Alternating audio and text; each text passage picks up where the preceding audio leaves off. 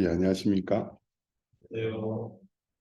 네, 오늘 우리 이렇게 함께 만날 수 있어서 감사합니다.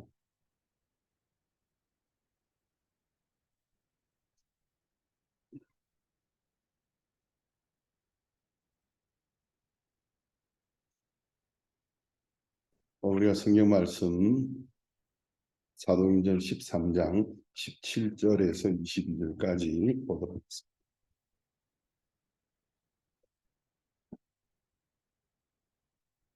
사도행전 13장 17절부터 읽겠습니다.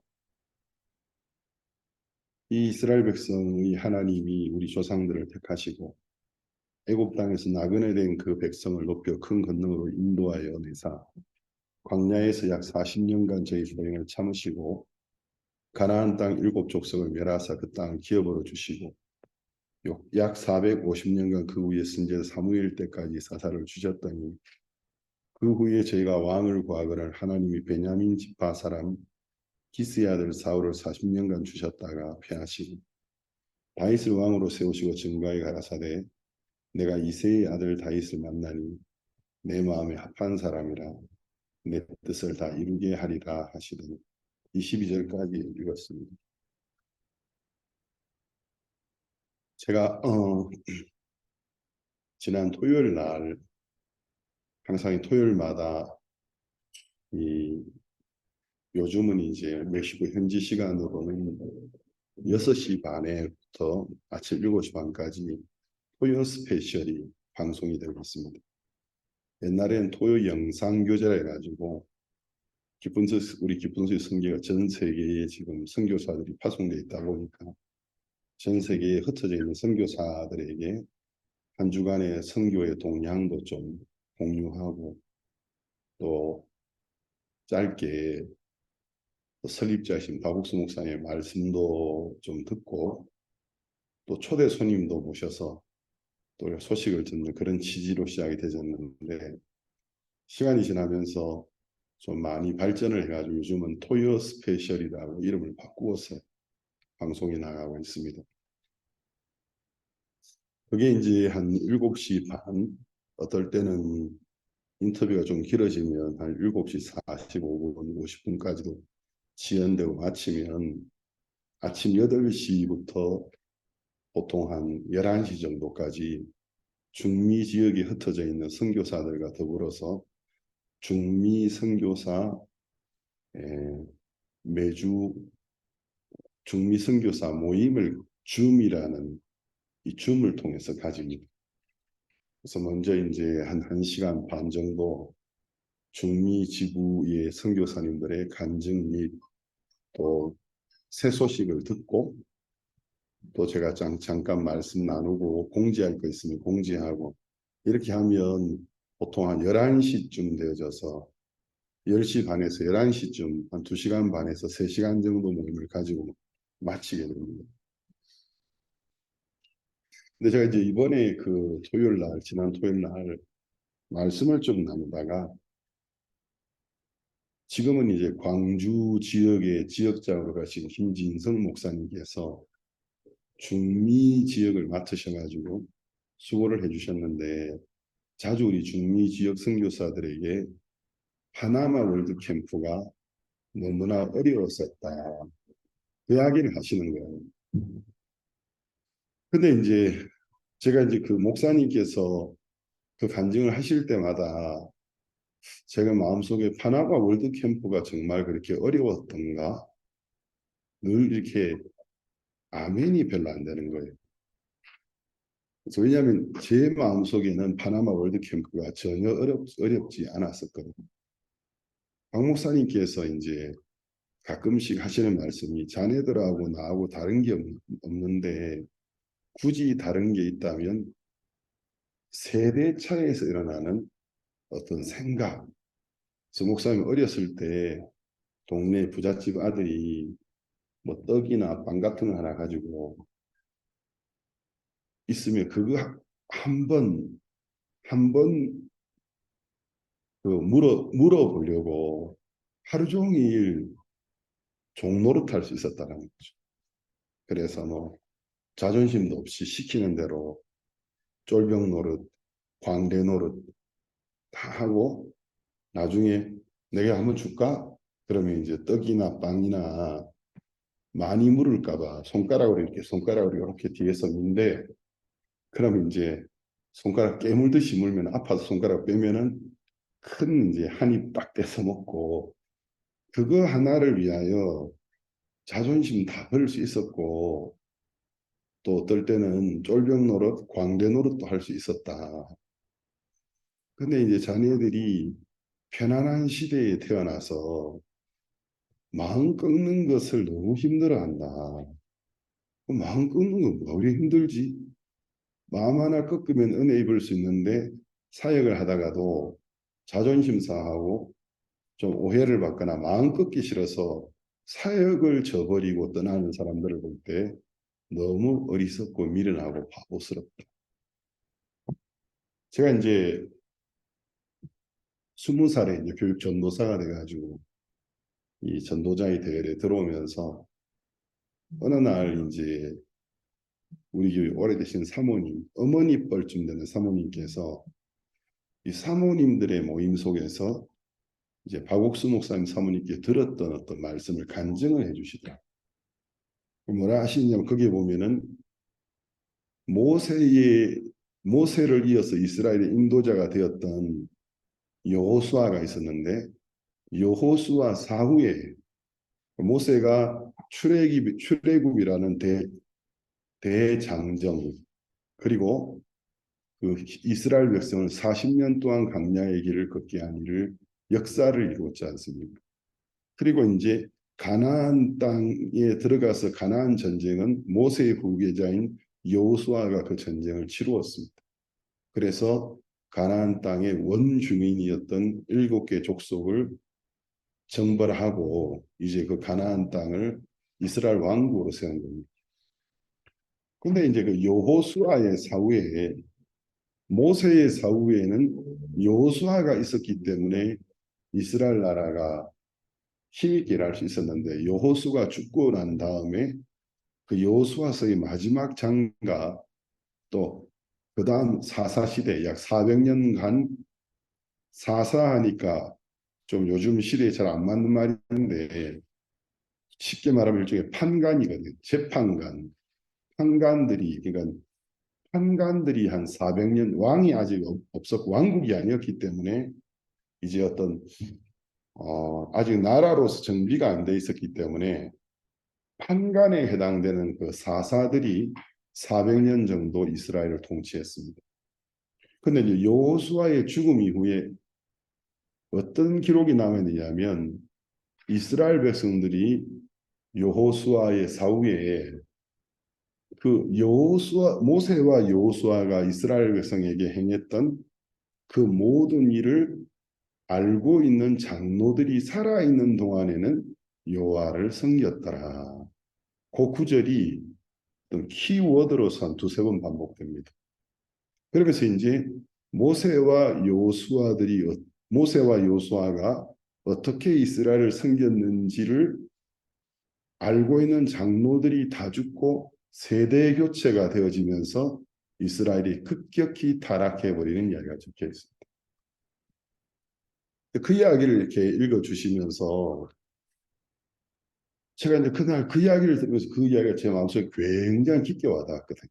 깊게 와닿으면서 이제 우리가 이제 정말 중요한 게 뭐냐면 우리와 다른 세대를 살면서 우리보다 훨씬 더 힘든 세대를 살면서 나라를 일으킨 사람들 또 어떤 민족이나 단체를 일으킨 사람들의 이야기를 자주자주 좀 되새겨보고 생각해 볼 만한 필요성이 있습니다.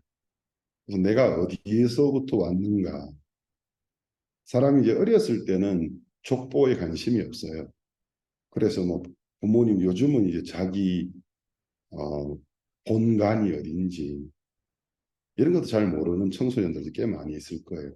그냥 한문으로 아마 자기 이름 잘 못 쓰는 청소년들도 많이 있을 거고 똑같이 김씨라도 이게 김의 김씨인지 경주 김씨인지 김의 김씨고 경주 김씨라도 그다음 본관이 어디, 본이 어디고 관이 어딘지 이제 이런 것들을 좀 알아야 해야 될 필요성을 나이가 어릴 때는 잘 못 느낍니다. 사람이 이제 나이가 들어가면서 언제부터 나이든 표가 나느냐 하면 내가 어디에서부터 왔는가, 우리 아버지 어머니는 어떤 인생을 사셨던가, 여기에 대하여 관심을 가지기 시작할 때가 철이 될 때입니다.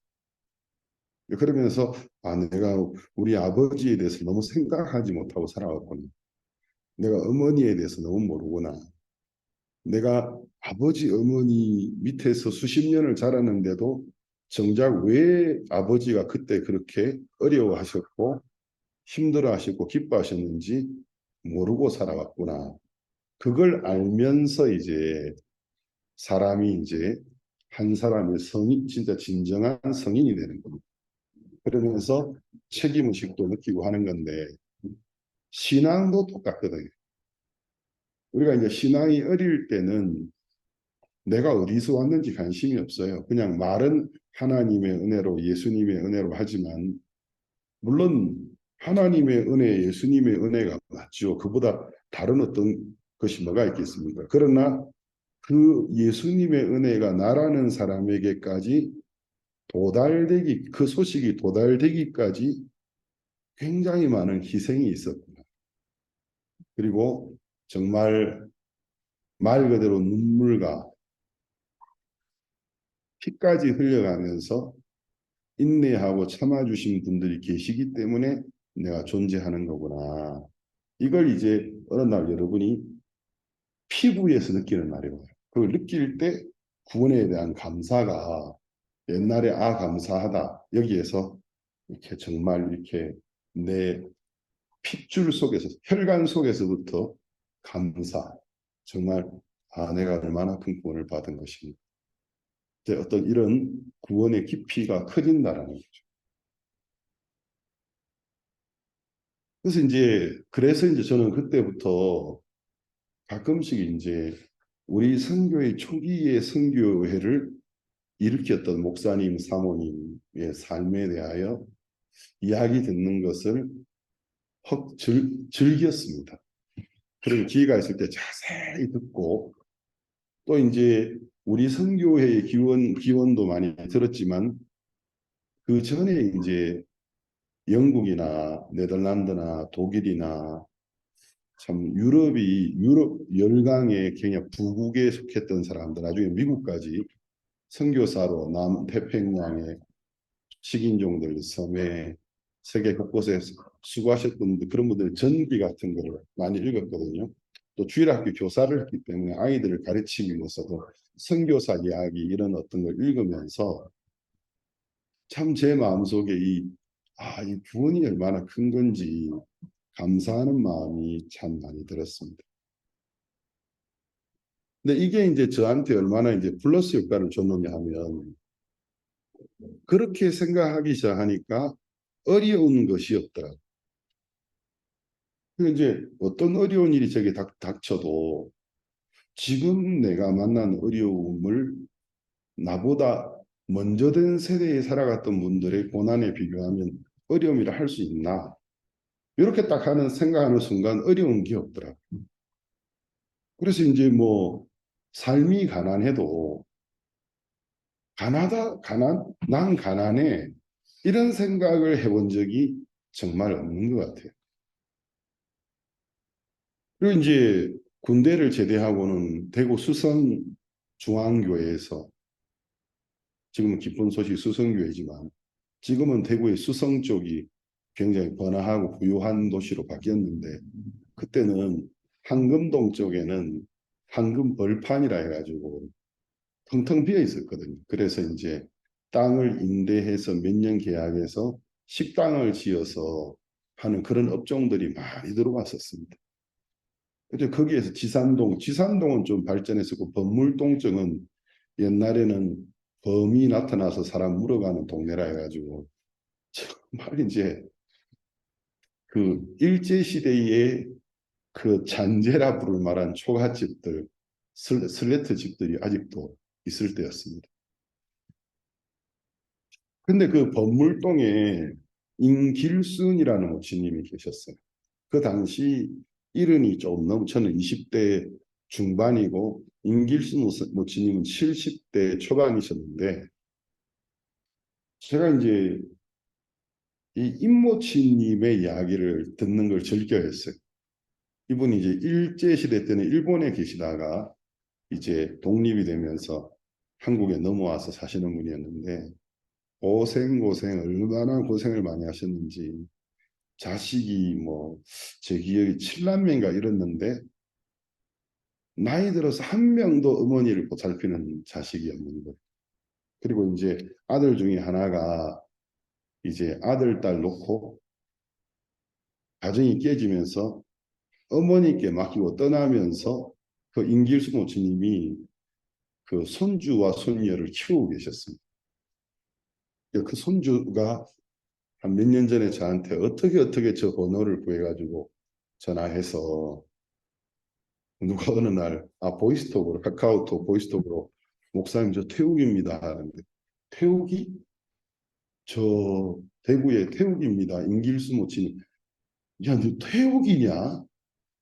태욱이 제가 아마 알았을 때가 4학년인가 이랬을 텐데 그 이제 말 좀 다가 내가 말라도 되나 지금 이제 이제는 그때 4학년이지 지금은 나이가 들었는데 그러면서 막 목소리 울먹울먹 해가지고 목사님 그래가지고 선교하시고 제가 신앙생활을 좀 떠나가지고 할머니도 돌아가시고 동생 소연이는 시집까지 살고 있고 또 제가 좀 죄를 지어서 경제적인 죄를 지어서 교도소도 갔다 오고 그랬습니다. 그런데 그 옛날 생각이 나는 거예요. 근데 이제 그 임길수 모치님이 이제 그 가끔씩 저한테 이제 일제 시대 때 일본에 살면서 어려웠던 이야기들, 또 옛날에 일본 사람들 이야기도 자주 해들어요. 우리는 일본 해적이라고 하는데 일본 뱃사람들이 이렇게 배를 타고 물고기를 잡다가 일본 해적들이 나타난다는 거죠. 좀 멀리서 해적이 오면 일본 일반인 어부들은 무장이 안 돼 있으니까 멀리서 잡은 그 갈치 있지 않습니까? 경상도에 칼치라고 합니다. 근데 갈치를 잡아가지고 공중에서 돌린다는 거죠. 일본만. 그러면 그게 멀리서 보면 꼭 사무라이의 칼로 보입니다. 그게 갈치인데 막 흔들면 멀리서 보고 지금 무장하고 있구나 하고 돌아가는 경우가 많았다. 그런 이야기들 제가 이제 굉장히 즐겁게 들었는데 그러다 보니까 저도 이제 정서가 이제 어떤 모던하고 어떤 미래적인 것을 좋아하는 것보다도 저는 이제 과거를 좀 좋아하는 스타일 사람입니다. 그래서 이제 옛날 이야기들을 들을 때 참 새롭고 그렇게 하면서 그런 생각을 제가 해볼 때마다 과연 내가 뭘 어렵다고 할 수 있을까? 복음 때문에 고난받는 걸 떠나서라도 아니 우리 아버지 세대 아버지는 고등학교 6.25 동란 때 고등학교 2학년이셨는데 그 일제 시대부터 6.25까지를 사셨던 이제 그런 분들을 보면 복음 때문에 고난받고 안 받고를 떠나서 대부분의 그 시대를 살았던 분들이 받았던 고난을 보면 요즘 우리의 어떤 고난하고도 비교가 안 돼요. 그래서 이제 그런 생각을 하고 있다 보면 어렵다고 생각하는 것이 이 마음이 너무 심약하고 너무 마음이 썩었다. 그러면서 이제 제 마음을 강하게 해주는 이유가 되졌어요. 한 번씩은 이제 어, 내가 대구에 연고자가 없는데 복음이라는 것 외에는 육신의 연고자는 내가 대구에 지금 왜 와 있지? 대구에 우리 예배당 허름한 예배당에 찾아오는 사람이 없을 때 오후에 뭐 삼천리 자전거나 있었는데 자전거 타고 그 수성 방천에 나가지고 성경 보다가 신방도 가다가 하는데 거기 이제 그 중동 위에 상동이 있고 상동 위에 파동이 있단 말이에요. 지금은 수성못 유원지가 아주 잘 꾸며져. 그때는 수성못 유원지가 지금 같지 않았었거든요. 그냥 말 그대로 못 하나였거든. 뭐. 근데 지금은 수성못 유원지가 잘 꾸며졌더라고요. 그 자전거 타고 이제 파동까지 내려가면 뭐 자전거 타고 한 3, 40분 타고 막 질주해서 가면은 파동 도착하니까 파동에 가면 박옥수 목사님께서 우리 선교회를 시작하셨던 76년 선교학교를 시작했던 건물이 하신반점 2층에 있어요. 그러면 제가 건너편에 자전거 딱 세워놓고 한 10분 정도 쳐다보고 있다면 한 10분 정도 이렇게 쳐다보고 있다 보니 아니 저렇게 협소한 일본식 건물 저 안에 파티션을 해가지고 사택 드리고 부엌 드리고 하면 뭐 정말 예배당 저 안에 계시면서 전 세계에 한국 전국에 교회를 세우고 전 세계에 선교사를 보내겠다고 기도하시고 성도들에게 말씀하셨던 걸 생각해 보면 내가 이제 대구에서 사역하면서 어려운 게 단 하나도 없는 거예요. 하나도 어려운 게 없네요. 그래서 이제 어떨 땐 제가 제 머리 탁탁 치면서 이 정신 썩어 빠진 놈아 정신이 썩어가지고 뭐 어려운 게 뭐가 있어. 그러니까 안 어렵더라는 거죠. 제가 이제 선교를 나와서도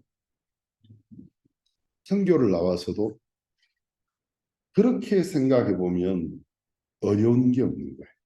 그러니까 마음속에 훨씬 더 어려움 속에서 하나님을 섬겼던 하나님의 종들과 성도들을 내 마음에 두고 살아갈 때 이 시대의 부요함 때문에 이 시대와 비교하면서 아 나는 왜 잘 못 먹지 나는 잘 못 입지 그런 생각이 아예 안 들어요. 그러니까 결국은 이제 우리 마음속에서 모세와 여호수아를 통해서 하나님이 행하셨던 일들을 알고 있는 장로들이 살아있는 동안에는 이스라엘이 여호와를 섬겼더라. 근데 우리 마음속에서 그 세대가 마땅히 우리가 크게 여기고 배워야 될 세대가 사라져 버리면 그 사람의 인생은 망하는 겁니다. 여러분 뭐 여러분이 이제 근본을 무시하고 여러분의 조상과 또 여러분의 할아버지, 할머니, 아버지, 어머니를 무시하고 나 혼자 돈 잘 벌고 잘 살면 되지 인생이 잘 살아질 것 같죠? 근데 그게 정말 짧은 생각이거든요. 조금 있으면 그것 가지고 내가 인생을 이겨나갈 수 있는 어떤 내 정신적인 받침이 없다라는 것을 깨닫게 됩니다. 근데 이런 부분들이 이제 굉장히 중요한 거예요. 근데 제가 이제 예수님 안에서 하나님을 의지해서 행했던 일들이 있는데 그 중에 하나가 이제 제가 95년 12월 21일 날인가 파라과이에 도착해가지고 96년 8월 8일 제 딸 경은이가 태어났는데 그때는 이제 가장 어려울 때였어요 교회가. 근데 우리 교회를 나오고 있는 성도들이 정말 아순시온의 극빈자들이 교회를 나오고 있을 때였습니다. 대부분이. 그것도 숫자가 얼마 안 되고 근데 집사람이 이제 배가 부른데 무슨 뭐 초음파 검사를 하러 다닌다. 뭐 태아의 건강 상태를 체크한다. 이건 너무 우리한테 사치스러운 이야기였어요. 그냥 어쩌다가 초음파 찍고 괜찮다 하면 이제 됐다. 이러면서 하나님 바라보고 사는데 아기를 이제 출산할 때가 다 돼가는데 제가 생각을 좀 해봤어요. 어디서 아기를 낳아야 되지? 그래서 이제 한인들이 가는 어떤 그런 사립병원도 있고 또 그 외에도 이제 파라과이 현지인들이 가는 사립병원도 있고 국립병원도 있는데 우리 교회를 나오고 있는 이 부인들이 극빈자층이고 그러니까 내가 이제 좋은 병원에 가서 좋은 병원도 아니고 좀 병원 같은 병원에 가서 아기를 낳는다는 생각을 도저히 할 수 없더라고. 내가 이렇게 살면서 어떻게 저 사람들을 지도할 수 있지? 그래서 이제 물어보니까 정말 극빈자들이 가는 병원이 있는데 제가 얼마 전에 인터넷 그 자료를 찾아보려고 했더니 문 닫았더라고요. 그래가지고 이제 그, 그, 모르겠습니다. 다른 이름으로 다시 병을 확장했을 수도 있는데, 아순시온의 그 사호니아라는, 클리니카 스테 사호니아라고, 제가 그 길 갔는데, 그러니까 이제 형제 자매들이, 아유, 목사님, 그 당시 그 표현으로, 크게는 병은 아닙니다. 사람 잡는 데입니다. 걸핏하면 그 수술하다가 사람 죽고, 또 그리고 이해 안 되는 사건들이 일어나는 데 아닙니까? 그 실습생들, 완전 실습생들, 실습 연습하는 곳입니다. 그래야 이제 아기를 놓으러 갔어요. 그 앞에 이제 한국 분이 하는 마켓이 하나 있었는데, 이제 거기는 대합실이 없어요. 보호자를 위한 대합실이 없어요. 그러니까 딱 정문에서 아내를 넘기면 끝이에요. 그래가지고, 그러니까 밖에 벤치도 없고 그냥 길거리 서 있는 거예요. 애기 놓을 때까지. 근데 그 이제 새벽인데, 어디 마땅히 앉을 때도 없으니까 보도블록에 이제, 보도블록 경계석에 이렇게 앉아 있다가 하니까 이제 동네가 좀 위험한 동네인데, 마켓 주인이 이제 한국 분인데 저렇게 계속 쳐다보더니, 지금 한국 분이세요? 예. 지금 뭐 하세요? 그러길래, 아니, 집사람 애기 낳았습니까? 정신이 있습니까? 없습니까? 하면서 여기 지금 애기 놓으려고 왔냐고, 지금 제정신이냐고, 여기가 좀 이거 어떤 병인지 아느냐고. 저도 사실은 애기 놓으러 가기 며칠 전에 신문을 봤거든요. 신문에 봤더니 어떤 원주민 인디오 여자가 자기 아이가 아파가지고 그 병원에 간 거예요. 열이 나서. 그러니까 이제 사인을 하라 해가지고 사인을 했는데, 애를 병원에 건너줬는데 하루 종일 아기를 돌려주지 않는 거죠. 해질녘에 아이가 사망했다라는 거. 그래가지고 뭔 사망? 하고 애를 받았는데 애가 죽은 거예요. 그러니까 이분이 이제 정말 인디어인데 글도 모르고 너무 무식하지만, 아니 아기가 열이 좀 났었는데 하루 종일 안 보여주더니 저녁에 죽었다고 시체를 딱 주니까 이제 옷을 벗겨서 딱 보니까 온몸에 집은 흔적이 있는 거예요. 그래가지고 이제 그 어떤 사람들에게 알려가지고 실밥을 뜯어가지고 목을 이렇게 딱 뜯어가지고 안을 딱 열어서 봤는데 이 목 안에서부터 몸통에 장기가 단 하나도 없는 거예요. 그걸 사진을 딱 찍어가지고 신문에 내놨다. 그러니까 몸통이 완전히 비어 있는 거. 거기가 바로 사코니아 병원이에요. 그래서 저 병원에 가는 거 아니라고 저거 그랬는데 뭐 제가 즐거웠겠습니까? 저는 뭐 아내나 아이들을 위하는 마음이 없었겠습니까?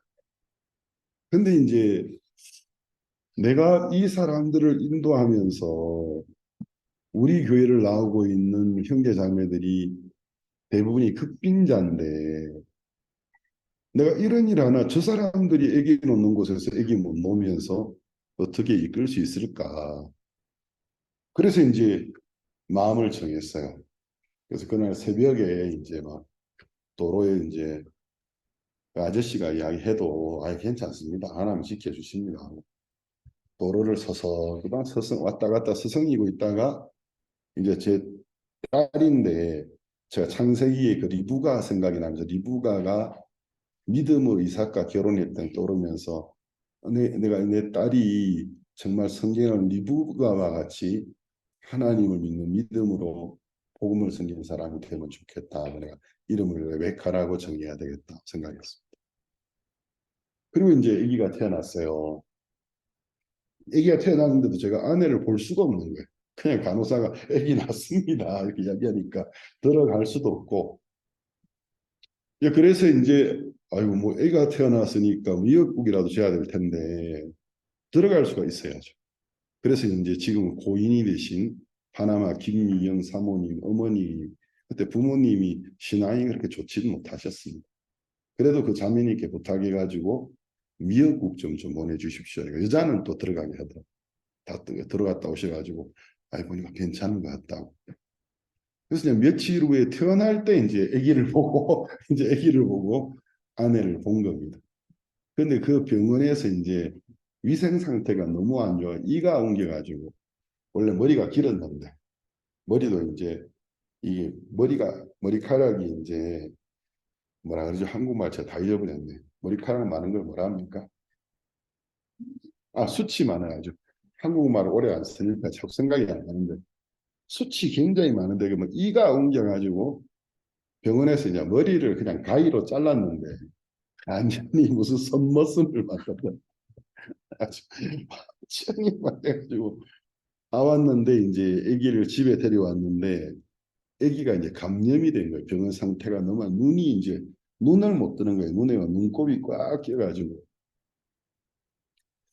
제가 이제 그러면서도 참 제 마음에 기뻐할 수 있었던 이유는 뭐였느냐 하면 아니 내가 나보다 먼저 하나님을 섬겼던 분들과 비교해 보면 과연 뭘 어렵다고 할 수 있지? 이렇게 생각하는 한 자체가 모든 어려움을 이길 수 있게 해주더라는 것입니다. 그래서 제가 이제 세월이 좀 흘러서 제가 이제 그렇게 사니까 형제자매들이 저희 부부를 너무너무 좋아하고 제가 이제 파라과이 떠나온 지가 벌써 몇십 년입니까? 2001년에 파라과이를 떠나왔으니까 20년도 더 됐는데도 오래됐던 분들은 목사님, 사모님 하면서 세월이 흘렀지만 지금 많은 목사님들이 오셨지만 제 마음속에 정말 진정한 저를 이끌었던 목사님 항상 잊을 수가 없습니다. 이렇게 글을 적는 분들이 있어요. 그러면 이제 우리가 어떻게 사는가가 굉장히 중요한데 그 위에 제가 이제 선교사들이 계속 파송되면서 어떤 선교지에 갔을 때 굉장히 제 마음속에 어떤 생각이 들 때가 있었냐면 한 번은 제가 우루과이를 갔는데 몬테비데오 정말 작더라고요. 아순시온보다 더 작더라고. 공항이 이게 뭐 동네 고속버스 터미널보다도 더 작아요. 국제공항이. 그래서 제가 이제 그 교회를 가가지고 그 교회가 궁합표가 막 역력해요. 집회를 한다고 했는데 막 없는 빈 티가 그냥 그분들이 안 보여주려 그래도 빈 한 티가 그냥 사방에서 느껴져요. 근데 제가 이제 그때 그 집회 때 이렇게 있으면서 나중에 이야기를 저 선교사님 이야기 좀 해야 되겠다. 이야기를 좀 했어요. 그 아무개 선교사 저보다 한참 동생이니까 나는 이렇게 생각해. 선교사가 경제적으로 어려울 수 있다고 생각해. 그렇지만 빈궁할 수는 없다고 나는 생각해. 없는 건 주머니에 돈이 없는 거, 지갑에 돈이 없는 거지. 마음이 가난할 수 난 없다고 생각해. 하나님이 함께 계신데, 근데 내가 자네를 보니까 빈궁한 게 느껴져. 그거는 지금 돈이 없는 게 문제가 아니고 하나님을 믿는 믿음이 없어서 그런 거야. 그러면서 이제 그렇게 교제를 했던 적이 있거든. 그 이후에 이제 얼마나 많은 선교사들이 왔습니까? 근데 이제 간혹 어떤 걸 느끼냐면 대화가 잘 안 된다. 이런 생각이 들 때가 있어요. 어떨 때 이야기하다 보면은 대화가 좀 안 된다. 내가 볼 때는 어려울 것이 하나도 없는데 막 어렵다 하는 거예요. 그래서 도대체 뭐가 어렵다라는 거지? 뭐가 어렵다라는 거지? 그게 잘 이해가 안 되는 거예요. 뭐가 어려움에 이 사람은 무엇을 어려움의 정의로 생각하고 살아갑니까? 그 생각이 드는 거야. 뭐가 어렵지? 어려울 게 뭐가 있어? 좀 어려울 거 하나도 없는데. 그래서 제가 이제 강 목사님 말씀에 제가 정말 마음에서부터 동의가 되는 게 우리 선교회가 좋은 부분이 정말 많은데 최대의 약점이 하나 있다. 그게 뭐냐면 옛날에 그리스도인들은 그리스도인이라는 이유 때문에 목숨을 잃고 집을 잃고 자식을 잃는 게 그냥 일상다반사였다. 그래서 그들은 굉장히 강했어. 그런데 우리 선교회는 좋은 점이 굉장히 많지만 고난을 안 당해와서 사람들이 너무 약해. 제가 이제 제 마음속에 정말 그렇더라고. 제 아내를 그때 사별하고 난 다음에 제가 굉장히 많이 배웠는데 너 왜 이렇게 슬퍼하지? 생각을 해봤어요. 하나님께 영광을 돌렸는데 내가 왜 자꾸 슬퍼하지? 인생이라는 것이 이런 거 아닌가? 출생이 있으면 사망이 있는 거 아닌가? 모든 그리스도인이 이렇게 살지 않았던가? 그럼 이제 우리 인생에 당연히 일어나는 일이 일어났는데 너무 애통하고 있는 모습을 보면서 우리가 인생을 어떤 꿈을 꾸듯이 이렇게 좀 이렇게 허황된 생각에 잡혀 살아가고 있는 부분이 참 많은 거예요. 낳았으면 출생이 있으면 사망이 있는 겁니다. 근데 사망에는 순서가 없죠. 근데 사망이 있는 거죠. 그리고 과거의 그리스도인들의 삶을 이렇게 짚어봐도 출생하고 복음을 섬겼고 사망했고. 제가 이제 아내의 사별 때문에 박 목사님 집무실에 앉아서 이야기를 하면서 야, 이 사람아, 그러면 죽을 사람 한 명도 없지. 아니, 목사님 믿었는데, 그러니까. 아니, 믿은 건 좋은 거잖아. 근데 믿는다고 안 죽으면 죽을 사람 한 명도 없잖아. 왜냐면 죽을 생기면 주위에 안 죽을 좀 있으니까 또 안 죽어. 그래가지고 또 아프면은 주위에 안 죽을 좀 또 안 죽어. 그러면은 안 죽을 사람 한 명도 없지. 어? 우리가 하나님을 믿는 믿음을 가지지만 하나님의 섭리는 우리 믿음 위에 있는 거야. 그래서 그것이 하나님의 섭리일 때는 우리가 믿어도 하나님 데려가시더라. 그게 인생이야.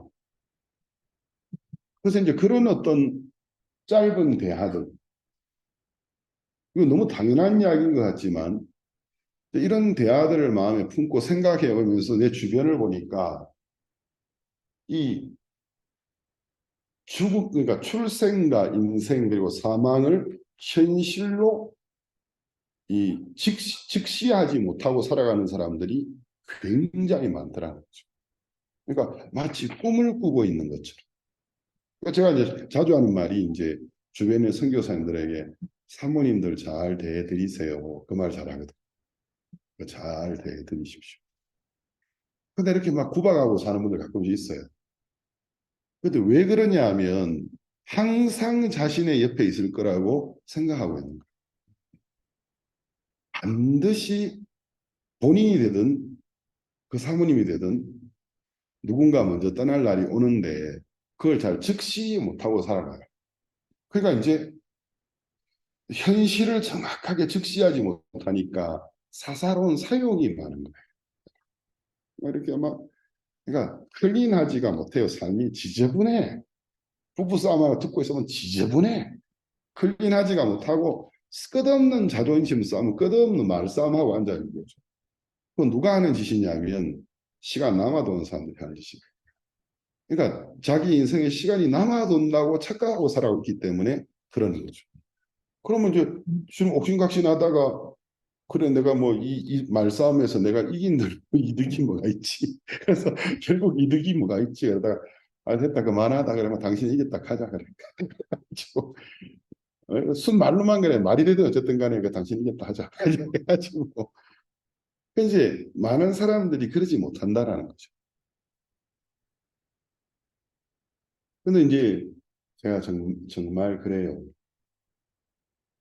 그래서 이제 그런 부분들이 이제 우리에게 굉장히 중요한 건데 이제 오늘 이제 이렇게 읽은 이 말씀에 보면 그 옛날 우리나라 말에 호랑이에게 물려가도 정신만 차리면 산다라는 말 있지 않습니까? 옛날 어른들이 했던 그런 말들이 신앙하고 뭔 상관이 있나 싶어도 마음의 세계라는 것은 기본 틀은 다 똑같은 겁니다. 그러니까 호랑이한테 물려가도 정신만 차리면 된다. 내 앞에 어떤 어려움이 오고 일이 얼마나 안 풀려도 하나님을 믿는 정확한 마음만 가지고 있으면 다 되는 겁니다. 근데 우리는 형편에 우리가 끌려가 버려요. 그래서 때때로 이제 어려워하고 있을 때 좀 물어야 돼요. 왜 어렵지? 그래서 뭐가 그리 어려운데? 다이당이 그거 잘하더라고. 내 영혼아, 네가 어찌 내 속에서 두려워하고 떠는고. 너는 주를 바라봐라. 대저 구원이 주에게서부터 난다. 그러니까 다윗왕은 수천 년 전의 인물인데도 그런 시들을 남긴 걸 보면 아마 두려워하고 떨고 있었을 때가 있었던 것 같아요. 막 떨고 있다가 갑자기 자기가 자기 자신한테 내 영혼아, 네가 왜 내 속에서 두려워하고 떨고 있느냐.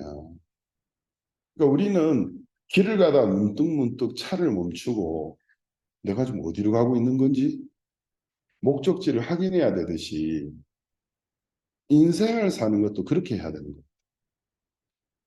근데 우리가 이제 정확한 어떤 원인을 모르고 뭔가의 분위기에 압도되어서 미친 듯이 달려갈 때가 있어요. 그러니까 다들 막 안달난 것처럼 달려가요. 잡아 좀 세워야 돼. 스톱, 스톱, 스톱. 좀 왜 그렇게 불안해하지? 왜 이렇게 긴장하는 이유가 뭐야?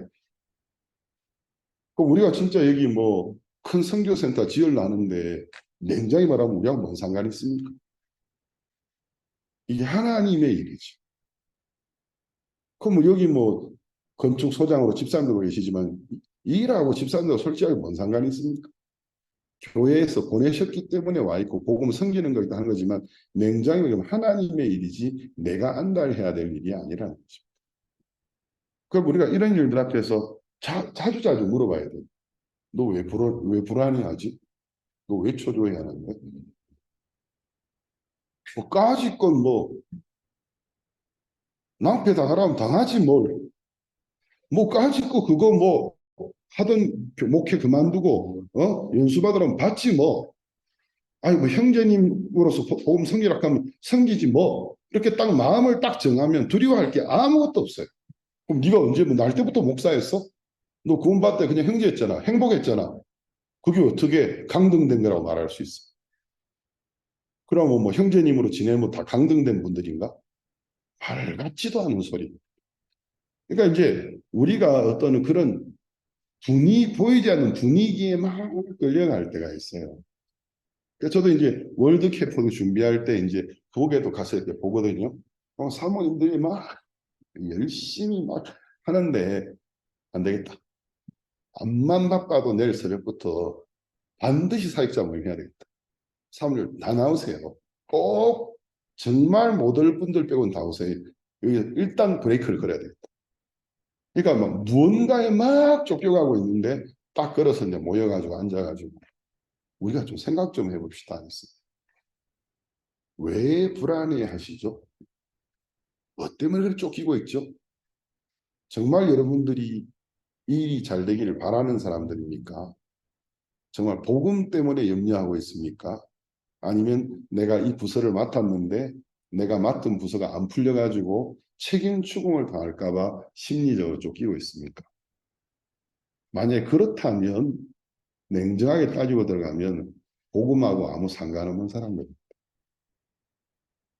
그러니까 정말 한 영혼 때문에 마음이 쫓겨야 되는데 분석을 하고 들어가면 복음 때문에 어려움을 당하고 있는 게 아니고 내가 봉변 안 당하려고 내가 면책 안 당하려고 그러니까 마음을 그렇게 한번 엑스레이 사진을 찍고 MRI 사진 찍듯이 단층 촬영을 해봐야 돼. 내가 불안해하는 이유가 도대체 뭐야? 정말 복음 때문에 불안해하는가? 생각해봐요. 우리는 하나님이 부르시면 세상 누구라도 오늘 밤에 부르시면 가야 됩니다. 그러면 하나님과 내 영혼의 관계, 내가 하나님을 믿고 신뢰하는 그것보다 더 중요한 게 뭐가 있습니까? 근데 우리는 하나님을 믿고 신뢰하는 것보다도 사람들의 평가, 사람들의 시선. 제가 이제 중남미에 오래 살면서 저는 이제 이렇게 말하면 교만한 말이겠지만 좀 많이 세계인화 되져가는 것 같아요. 고향은 한국인이지만 한국인의 정서에 대하여 거부 반응이 일어나는 게 굉장히 많거든요. 옛날에 좋게만 생각했는데 싫은 게 많이 생겼어요. 좀 그만 좀 급하면 좋겠다. 그만 좀 남의 눈치 보면 좋겠다. 남 눈치보다 무슨 남 눈치보다 죽은 귀신이 들어갔나. 살면서 왜 이렇게 남의 눈치를 이렇게 많이 보지? 남 쳐다보고 남 쳐다보고 도대체 왜 그래야 되나 도대체. 좀 그거 좀 그만하면 안 될까? 남의 눈치 보는 거 좀 그만하면 안 될까? 그냥 좀 소신을 가지고 살면 안 될까? 좀 더 넓은 마음을 가지면 안 될까? 조금 더 인내하면 안 될까? 이제 이런 어떤 생각의 많은 변화가 이제 인생을 살아가면서 일어나고 있는데 문득 우리가 브레이크를 잡고 생각해 봐야 됩니다. 내가 지금 어디로 가고 있는 거지? 내가 지금 지금껏 미친 듯이 지금 엑셀을 밟으면서 막 신호등에서 노란 불 때 서야 돼. 노란 불 때도 파란 불인 것처럼 무조건 막 엑셀을 밟아가지고 미친 듯이 달려갑니다. 멕시코에 내가 농담을 들었거든요. 아버지가 운전을 폭주하는 아들이 있는데 아들이 초등학생인데 이제 시험을 쳤는데 신호등 시험이 나온 거예요. 그래서 파란 불과 노란 불과 빨간 불의 뜻을 의미를 적으세요. 애가 답을 적었는데 파란 불, 파란 불 지나가기, 노란 불 빨리 지나가기, 빨간 불 더 빨리 지나가기. 해가지고 선생님이 보고 너 아버지 어디 있어? 해가지고 보니까 그 초등학생은 파란 불은 통과, 노란 불은 빨리 통과, 빨간 불은 더 빨리 통과. 그래서 이 농담이지만 이거 어떤 면에 우리 인생이 그런 거 아닙니까? 그 어떤 관념의 간섭에 젖어 들어가고 있는 뭔가에 쫓기고 있는 거. 근데 때때로는 우리가 신앙인으로서 딱 서야 됩니다. 멈춰서 바람을 몸으로 받아야 됩니다. 딱 받아서 스톱 딱 하고 내가 욕을 듣더라도 이렇게 해서는 안 되겠다 하고 비바람이 쳐도 내가 이 자리에서 꺾여져도 내가 이런 추세로 그냥 흘러가서는 안 되겠다. 정말 하나님이 기뻐하시는 것이 뭔가를 생각해 봐야 됩니다. 이런 게 이제 우리에게 필요한 겁니다. 오늘 이 읽은 말씀에 보면은 이제 490년이라는 시간을 하나님의 관점으로 보신 거예요. 뭐이 연도에 대해서 이스라엘 역사학자들이 생각하는 연도와 성경학자들 간의 견해가 좀 달라가지고 490년까지 안 걸렸다 뭐 이러는 사람도 있는데 뭐 그런 건 오늘 중요한 이야기가 아니고 오늘 사도행전 13장 17절과 22절까지 본문을 토대로 생각해 본다면 가나안에 이제 모세 이후에 여호수아가 이스라엘 백성이 들어가서 가나안 전쟁을 치르고 사사 시대를 통과하고 마지막 사사였던 사무엘까지 하고 450년 그리고 사울 왕이 40년 통치 490년이 흘렀다는 거죠. 이 490년이라는 시간에 대하여 역사학자들의 관점이나 성경학자들의 관점 가지고 어느 게 더 맞다. 오늘 그 이야기하는 게 주제는 아닙니다. 그러면 이제 이 490년 동안 이걸 보면 하나님이 사람을 찾고 있었다는 거죠. 그래서 하나님이 이스라엘을 향하는 어떤 뜻이 있는 거예요.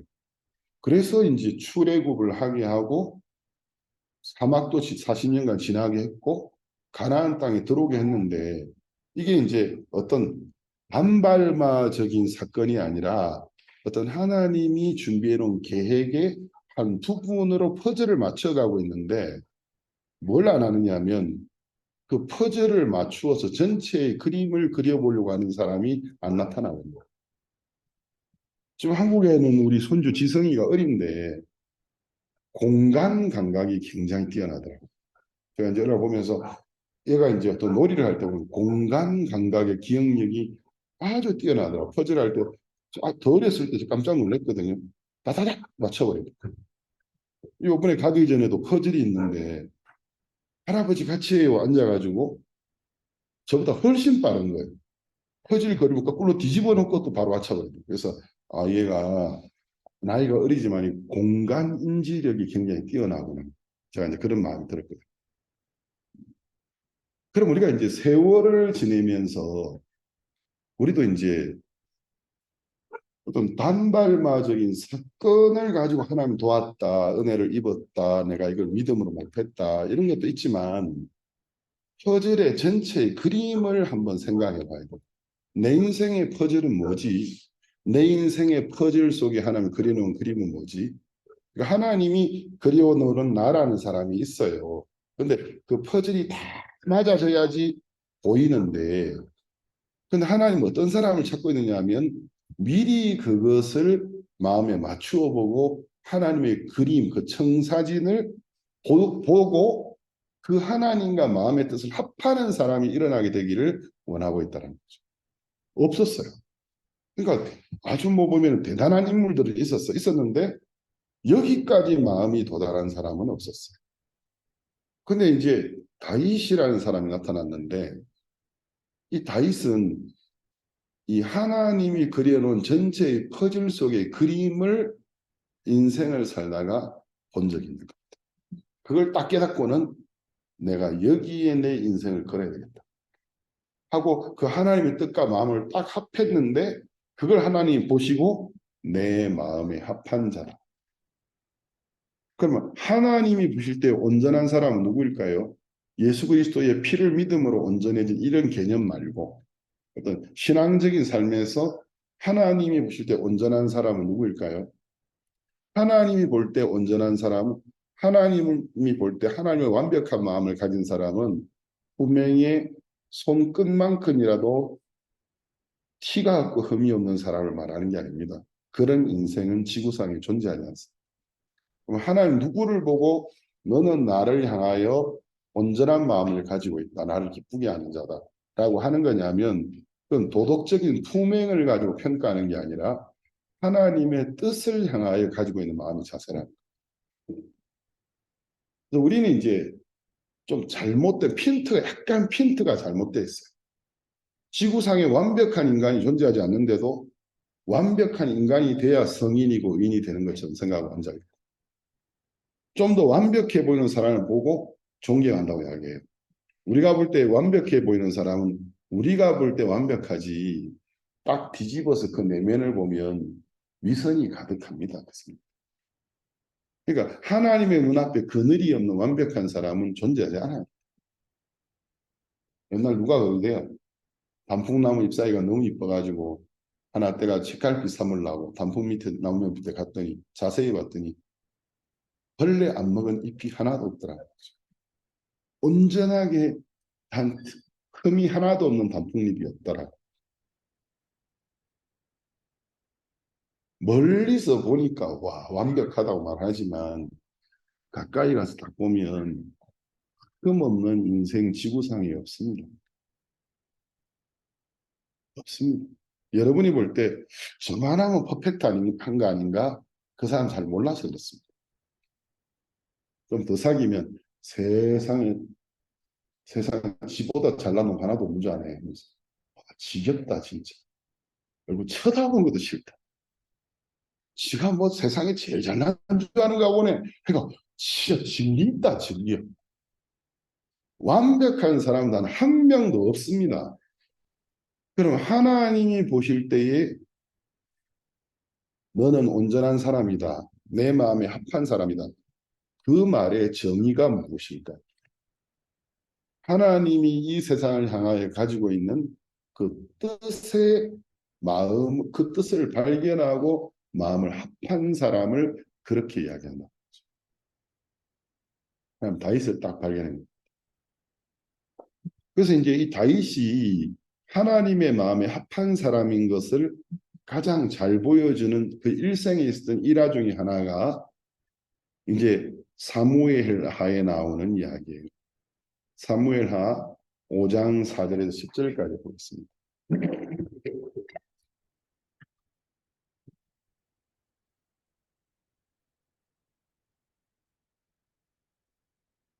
사무엘하 5장 4절에서 10절. 다윗이 30세 위에 나아가서 40년을 다스렸으니 헤브론에서 7년 6개월 동안 유다를 다스렸고 예루살렘에서 33년 동안 온 이스라엘과 유다를 다스렸더라. 왕과 그 종자들이 예루살렘으로 가서 그 땅 거민 여부스 사람을 치려하며 그 사람들이 다윗에게 말하여 가로되 네가 이리로 들어오지 못하리라. 소경과 절뚝발이라도 너를 물리치리라 하니 저희 생각에는 다윗이 이리로 들어오지 못하리라 함이나 다윗이 시온 산성을 빼앗았으니 이는 다윗성이더라. 그날에 다윗이 이르기를 누구든지 여부수 사람을 치거든 수구로 올라가서 다윗의 마음에 미워하는 절뚝발이와 소경을 치라 하였으므로 속담이 되어 이르기를 소경과 절뚝발이는 집에 들어오지 못하리라 하더라. 다윗이 그 산성에 거하여 다윗성이라 이름하고 밀로에서부터 안으로 성을 둘러 쌓으니라. 만군의 하나님 여호와께서 함께 계신 다윗이 점점 강성하게 갑니다. 여기 보면은 다윗이 40년을 통치했는데 7년 6개월을 유다 지파의 그 헤브론이라는 곳에서 이제 다스렸어요. 근데 사울 왕이 죽고 사울의 일가가 패망하면서 사울 다른 지파들이 다윗에게 와서 우리의 왕이 되어 주옵소서. 처음부터 우리 이스라엘의 왕은 하나님의 왕은 당신이었습니다. 해서 이제 7년 6개월이 지나고 예루살렘으로 천도를 해서 예루살렘을 수도로 삼고 거기에서 33년 동안을 다스렸습니다. 40년을 통치했는데 다윗이 이제 이스라엘 통합 왕국의 왕으로 모든 백성이 자기에게 굴복하고 통합 왕이 되고 난 다음에 첫 번째 시행한 그 국가적인 정책 시행이 뭐였느냐면 여부수성의 함락이었던 거죠. 근데 이 여부스라는 이 도시는 성경에 벌써 몇 번 나와요. 여호수아 15장 63절에도 나오고 사사기 1장 8절, 사사기 1장 22절에 나오는데 그 여호수아가 살아있을 때 유다 지파가 그쪽으로 들어갔는데 그 예루살렘이 있는 곳까지 정복하는데 정작 예루살렘에 그 해당되는 여부스 성을 함락을 못 시킵니다. 그 나중에는 베냐민 지파가 우리가 한번 해볼게 했는데 여부스 성을 함락을 못 시켰어요. 그럼 이제 이 여부스 성이 함락되지 않은 이유, 여부스 성은 가나안의 7족속인 여부스 족속들이 사는 천혜의 요새였는데 예루살렘이라는 것 자체가 해발 700이 넘는 산인데 그 위에 지어진 산성이었어요. 그럼 이제 요즘은 뭐 미사일이나 대포나 이런 것들이 워낙 화력이 되니까 장거리에서 쏘아서 벽 하나 무너뜨린 거, 뭐 댐 벽도 무너뜨리는 일도 아니지만 그 시대에는 그런 무기는 없었잖아요. 기껏 해봐야 투석인데 큰 돌 쏘는 거 이런 건데. 근데 이게 급경사 위에 있으니까 뭐 투석기를 어떻게 놓기도 뭐하고 성벽을 무너뜨릴 만한 여러 가지 어떤 시설을 쌓기도 뭐하고 일부 천의 요새라 그러죠. 천의 요새인데 이제 그 중에서도 이 여부스 성이 함락되지 않는 옛날에 보면 이제 공성전을 벌일 때 전쟁에 보면 기마전이 있고 공성전이 있는데 성을 쌓아놓고 성을 중심으로 쌓을 때에 이제 성벽을 무너뜨리기 위하여 투석하기도 하고 여러 가지 기구를 만들어서 밀어서 막 문을 깨기도 하는데 그 당시 기술 중에 하나가 여건이 잘 안 맞으면 딱 성을 포진하고 성으로 들어가는 음식과 물을 딱 끊어버리면 그러면 이제 밖에서 기다리면 돼요. 그럼 성 안에 비축해 놓은 그 양식 그러면 이제 배고픈 것보다도 더 빨리 사람들이 이제 죽음에 이르는 게 물이 없는 건데 물이 없어지면 배고파서 죽는 것보다 목말라 죽는 게 더 빠르거든. 그러니까 수로를 차단하면 되니까 그래서 이제 다윗도 그렇고 거기 보면 기혼이라는 샘이 있어요. 간을 쳐는데 하루에 한 서너 번 정도 물을 뿜어내는 샘인데 그 하루에 몇 톤 정도 나오는데 한 2,500명이 매일매일 먹을 만에 물이 쏟아져 나왔다. 그러니까 이제 다윗 또 군사를 보내가지고 그 기혼샘을 딱 포진하고 여부수성에서 물을 길어오지 못하도록 했는데, 근데 잘 견디는 거예요, 여부성 사람들이. 이상하다. 물이 없어서 지금 난리가 나야 되는데 너무너무 잘 견디는 이유가 뭘까? 그 나중에 이제 우리 이제 옛말에 뜻이 있는 곳에 길이 있다. 옛말들이요, 이런 말들이 그냥 생긴 말이 아니거든요.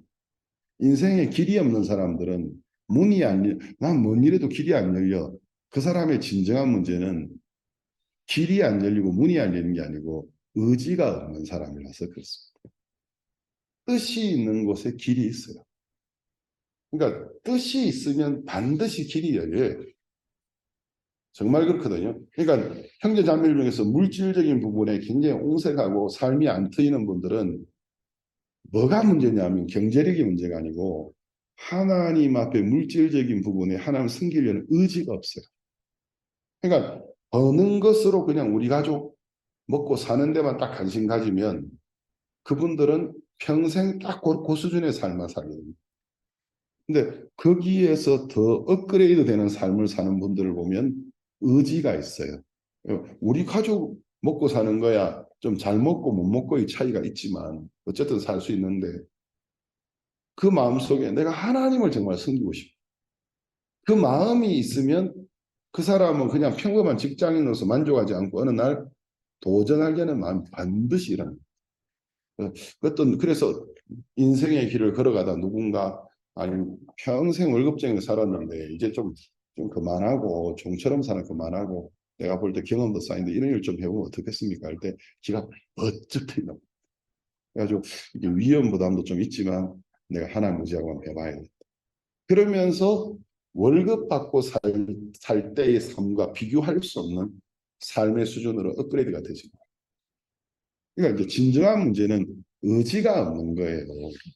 제가 이제 우리 교회에서 이렇게 지켜보면서 삶이 늘 궁세가 안 피는 분들 보면 본인들은 경제력이 안 좋아서 문제라고 생각했죠. 제가 볼 때는 의지와 뜻이 없는 게 문제. 그러니까 저 사람의 진정한 문제는 뜻이 없는 거예요. 뜻이 없어. 의지가 없어. 근데 다윗은 다른 건 없었지만 하나님의 뜻이만 살아있었어. 근데 여부성을 바라보면서 그 여부수성이 살렘이라는 옛 도시에 지어져 있었고 그게 나중에 예루살렘이라고 불려지고 그 뒤쪽으로 성전이 지어지고 그 뒤쪽에 봉우리가 몇 개 있는데 예루살렘 봉우리 중에 하나가 모리아 산이라고 불렀단 말이에요. 그러면 아브라함의 시대 때에 그 모리아 산에서 이삭을 번제로 드리라 했는데 아브라함이 하나님 있는 믿음으로 드리려 했을 때 천사를 보내가지고 막으시면서 하나님이 히브리인들의 조상인 아브라함에게 뭘 가르쳐 주셨냐면 여호와의 구원이 이 산에서 준비되리라. 다른 말로 하면 메시아가 이 산에 오셔서 세상을 구원할 것을 아브라함에게 가르쳐 주셨답니다. 그러면 그 여부수 산성의 위치는 이런 어떤 역사적인 것을 알고 있는 다윗에게 있어서는 굉장히 중요한 위치였습니다. 이스라엘 전국을 다스리는 데 있어서 그냥 왕으로서뿐만 아니라 행정적인 관점에서뿐만 아니고 영적인 종교적인 역사적인 모든 걸 볼 때 이게 하나님이 정하셨다는 것입니다.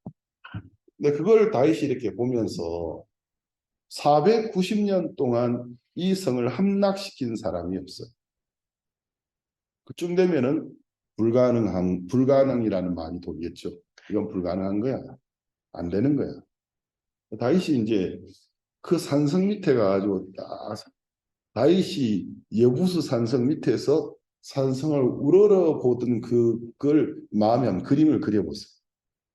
볼 때 490년 동안 우리 조상 중에 그 누구도 이 성을 함락하지 못했는데 그 그 여부수 성 사람들도 성벽에서 머리를 딱 내밀고 야 네가 다윗이지 멀리서 네가 여기 들어올 수 있을 것 같아? 성경에는 자세히 안 나오지만 여호수아도 못했다. 그러면서 아무개도 못했고 네가 그 사람보다 잘났어? 절대로 못 들어와. 그리고 이제 그 사람들만 그런 게 아니고 다윗과 함께하고 있는 사람들 중에서도 진심으로 다윗을 사랑하는 사람 중에서도 장군님, 왕이요. 이거 불가능합니다. 도저히 우리가 이걸 어떻게 할 방법이 없습니다. 이제 다윗이 여부수 성 밑에 딱 서서 성을 산 위에 있는 성을 바라보면서 하나님 저기 사람들이 다 불가능하다고 합니다. 하나님은 저 산 어디에서 세상을 구원할 당신의 양이 준비될 거라고 말씀하지 않으셨습니까? 우리가 하나님을 섬기는 장소, 제단을 쌓는다면 저 산 위가 아니겠습니까? 그러니까 이건 하나님의 뜻입니다. 저를 도와주십시오. 그러면서 이제 뜻이 있다 보니까 어느 날 다윗이 이상하다. 우리가 이 성을 포진하고 수로를 차단한 지가 오래됐는데 왜 물이 떨어지지 않을까? 거기에서 어떤 힌트가 딱 오면서 그쪽에 지형을 잘 아는 사람들 불러가지고 이야기를 듣다 보니까 여부서성 안에 지하 수로가 기온샘까지 연결되고 있다는 이야기를 알게 된 거예요. 그래서 여부성 안에서 40m를 지하로 수평으로 가서 13m를 직선으로 내려가서 다시 12m를 가면 기온샘으로 그 지하의 수구를 통해서 물을 뜰 수 있다라고 알거든요. 그 이야기를 딱 들으면서 이게 여부스 성의 비밀인 거예요. 여부성이 함락되지 않도록 해줬던 비밀인데 그러면 여기에서 이제 메가드의 인천 상륙 작전과 같은 원리가 나오는 건데 그 수구로 올라가서 들어간다라는 건 군사 작전으로는 너무 큰 위험 부담은 그 수구가 이제 이렇게 가다가 수직으로 13m 올라가는 곳이 있는데 수직은 이렇게 암벽 등반해야 되잖아. 그러면 암벽 등반에서 올라가면 그 위에서 딱 기다리고 있으면 올라오는 사람이 뭐 수명이든 30명이든 이래 겨우 매달려오는 사람이 화살을 쏠 수 있겠습니까? 그 위에서 긴 장창으로 또는 뭐 돌로 뜨거운 끓인 물로 뭐 그런 걸로 그냥 갖다 부어버리면 게임 오버입니다. 그러니까 이제 여부수성 사람들의 입장에서도 설마 그거는 미치지 않고는 할 수 없는 거야. 근데 다윗이 그 수구를 공략하라고 이야기합니다. 수구로 올라가라. 성경이 우리에게 뭘 보여주느냐 하면 하나님은 누구에게 숨겨져 있는 길을 보여주시느냐 하면 뜻이 있는 사람에게 보여주신 거예요. 지금 이제 우리가 뭐 해야 될 일이 아직 많지 않습니까? 길이 잘 안 보이지 않습니까? 이런저런 소리도 들려오고 근데 반드시 숨겨져 있는 길이 있습니다. 근데 그 길을 하나는 누구에게 보여주냐 하면 뜻이 있는 사람에게 보여줍니다. 건물을 지을 의지가 분명한 사람 그리고 건물을 지을 이유가 분명한 사람 하나님의 뜻과 마음을 합한 사람에게 보여주시는 거예요. 강목사님께서 그러시대요. 하나님께 돈의 액수가 차별이 있냐? 하나님이 너에게 500원 주실 걸 믿고 5천 원 주실 걸 믿고 5만 원 주실 걸 믿고 50만 원 줄 걸 믿고 500만 원 줄 걸 믿고 5천만 원 줄까지는 믿어요. 근데 5억 하면은 좀 생각해보고 그 다음에 이제 50억 하면 좀 더 생각해보고 그래서 500억 하면 에이 뭐 그게 되겠나. 그러니까 우리가 하나님 믿는다고 말하면서 이게 좀 사기성이 굉장히 많아요. 공이 하나 붙을 때마다 하나님 믿음이 뚝뚝 떨어져요. 그럼 하나님이 정말 우리에게 이런 공사할 수 있도록 돕는 게 불가능하실까요? 하실 수 없을까요? 있습니다. 제가 이제 이 말씀을 생각하면서 이 다윗의 마음, 그러니까 다윗의 마음에는 저 성을 함락해서 다윗성을 세우고 나중에 그 뒤로 예루살렘 그리고 성전까지 짓는 것이 그냥 하나님의 뜻이야 하는 어떤 이런 막연한 이야기가 아니고 자기의 마음과 직결되어 있는 하나님의 뜻이었던 거죠. 그러니까 정말 하나님이 하고 싶은 일을 하려는 마음을 갖고 있었어요. 하나님 그걸 딱 보시면서 하나님이 당신의 마음에 합한 자를 발견하셨다. 너는 어디를 가든지 무슨 일을 하든지 내가 너와 함께 하겠다. 왜? 네가 하고 싶은 게 곧 내가 하고 싶은 거야. 그럼 제가 정말 여러분들에게 묻고 싶은 것은 정말 여러분은 하나님이 하시고자 하는 그 일을 하시려고 하고 계십니까? 지금 생각해 봐요. 여러분은 정말 하나님이 하시고자 하는 일을 하시려고 하고 계십니까?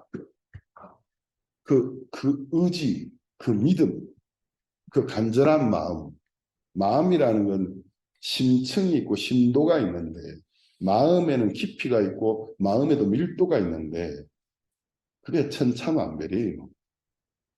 대부분의 구원받은 그리스도인들이 하나님 뜻 말을 합니다. 근데 그 마음의 밀도, 그 부분에 대한 마음의 층이 엄청 퍼석퍼석하고 약해요.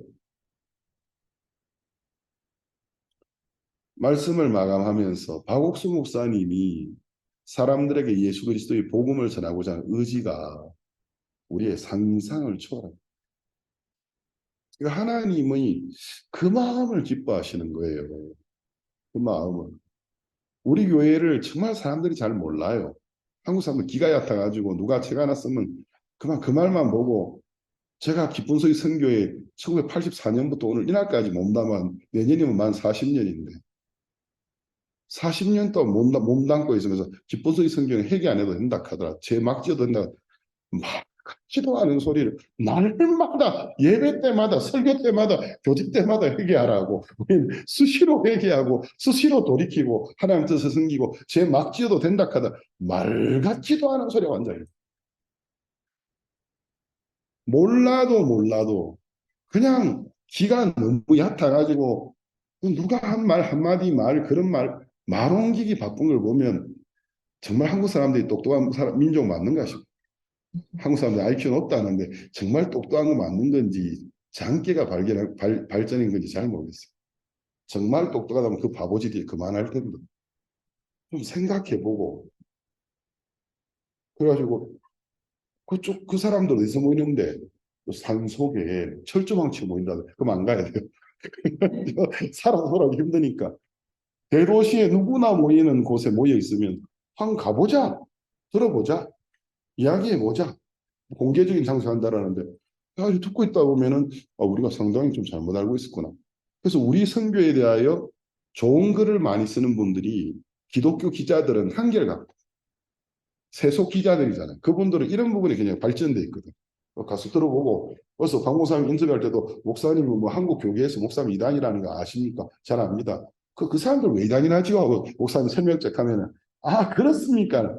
그 인간들이 이단들이네. 그러니까 교계가 썩었어. 금방 이제 말귀를 알아듣는 거예요. 그럼 우리가 하나님의 정말 예수님이 우리를 위해 하신 이 놀라운 구원의 공로를 전파하는 것이 하나님의 뜻이다. 이것에 대한 여러분의 마음의 심도, 심층은 얼마나 깊고 얼마나 밀도가 높느냐는 것입니다. 정말 제가 묻고 싶어요. 다른 거 다 못해도 복음 전할 수 있지 않습니까? 자, 그래요. 이 큰 공사를 앞두고 아니 공사가 좀 순조롭고 어려우면 내가 낭패를 잡으면 강하지. 나는 예배당 못 지어도 복음 전할 수 있고 초가집에 살아도 복음 전할 수 있고 흑벽돌집에 살아도 복음 전할 수 있고 섬나라에 가도 복음 전할 수 있다. 그러면 예배당을 정말 짓는다면 많은 사람들이 와서 구원받는 장소가 되게 하고자 하는 하나님의 뜻의 마음을 합하고 지어야 되는 거지. 내가 일을 못 이루면 어떻게 할까? 사람들이 뭘 할까? 주변에서 뭐라고 평가할까? 정말 그 모든 것들은 마땅히 버려야 될 허황된 생각이라는 것입니다. 다윗의 이 마음을 하나님 기뻐하셨습니다. 그럼 우리도 오늘 인간적으로 온전해지는 게 온전해지는 거 아니기 때문에 내 마음이 합한 자, 정말 여러분이 이 말씀을 여러분 마음에 딱 두고 생각 좀 해보면 좋겠어요. 영준이 뭐 복음을 위해 유학 가겠다고 하는데 그래서 이제 내가 진짜 유학생으로 사는 이유가 뭘까? 이거 생각해봐야 돼. 정말 생각해봐야 돼. 내가 이 땅에 지금 왜 와 있지? 지금 내가 왜 여기 지금 뭐 하고 있는 거지? 내가 하루라도 멕시코 땅에 살아야 된다면 왜 살아야 하는 거지? 하나님 나를 통해서 어떤 일들을 하려고 하시는 거지? 하고 내 마음이 하나님의 뜻과 딱 연결될 때 하나님 그걸 딱 보시고 어디를 가든지 무슨 일을 하든지 우리와 함께 하시고 도우시는 하나님 우리를 도우시는 유일한 이유는 하나밖에 없습니다. 하나님이 하시고자 하는 일을 우리가 하려고 할 때 우리를 도우시는 것. 하나님이 원하는 일을 우리가 원할 때 우리의 마음이 하나님과 연결됐기 때문에 하나님이 우리를 도우시는 겁니다. 오늘 말씀 여기까지 나누겠습니다. 오늘도 여러분이 함께해서 감사하고 기도 한번 드리고 마치겠습니다.